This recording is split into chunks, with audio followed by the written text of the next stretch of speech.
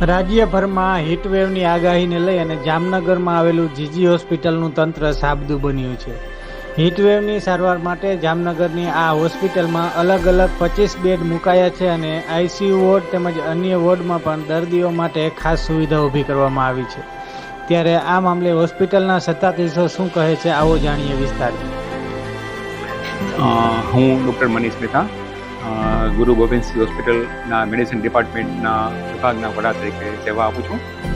હાલમાં સમગ્ર રાજ્યમાં જે હીટ વેવના કેસીસ વધી રહ્યા છે તેમાં જામનગર પણ લકીલી એટલું બધું અફેક્ટેડ નથી, પરંતુ તેમ છતાં કોઈ પણ દર્દીઓ આવે તેને સારવાર સારામાં સારી રીતે આપી શકાય એ માટે તૈયારીના ભાગરૂપે અત્રે પુરુષો અને સ્ત્રી માટે અલાયદી સુવિધાઓ જે ઊભી કરવામાં આવી છે તેના ભાગરૂપે પુરુષો માટે 10 થી 12 બેડનો એક અલાયદો વોર્ડ, લેડીઝ માટે પણ અલાયદો વોર્ડ અને આઈસીસીયુમાં પણ 5 બેડ રિઝર્વ રાખવામાં આવેલ છે.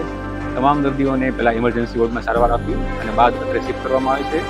અને સમગ્ર અમારા ડિપાર્ટમેન્ટની ટીમ, રેસિડેન્ટ ડૉક્ટરો, નર્સિંગ સ્ટાફ, પેરામેડિકલ આ હીટ વેવના દર્દીઓને કેવી રીતે સારવાર આપવી તેના પ્રોટોકોલને સંપૂર્ણપણે જાણી બધા વાકેફ છે.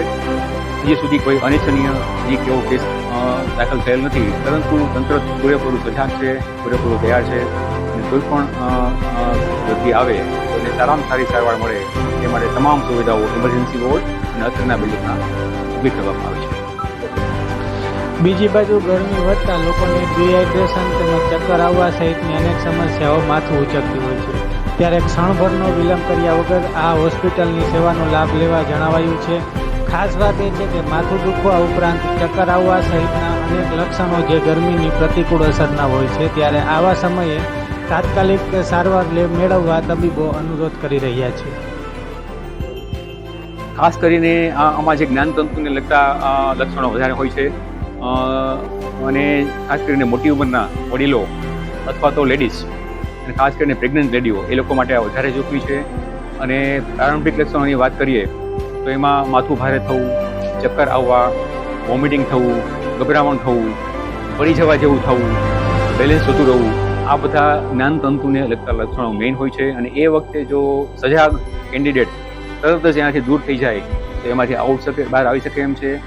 એથી બચવા માટે પ્રોપર હાઇડ્રેશન અને 11 થી 4નો જે મેઇન સમય છે એ વખતે બિનજરૂરી જો બહાર જવાનું ટાળે અને પ્રોપર હાઇડ્રેશન એટલે કે લિક્વિડ કોઈ પણ સ્વરૂપમાં વારંવાર લઈએ અને ગરમીથી શક્ય હોય ત્યાં બચે તો આ ઘટનાથી બચાય એમ છે, પરંતુ તે માટે સાવચેતી ખૂબ જ જરૂરી છે.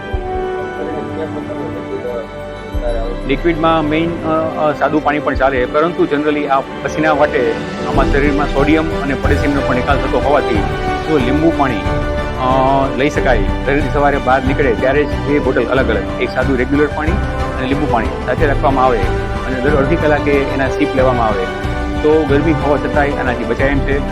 તો છાશ છે, નાળિયેર પાણી છે, લીંબુ પાણી છે, આ લિક્વિડ રેગ્યુલર પાણી એનો કન્ટિન્યુઅસ ઇન્ટેક રાખવો જોઈએ તો જ આ હીટમાં બચાય એમ છે.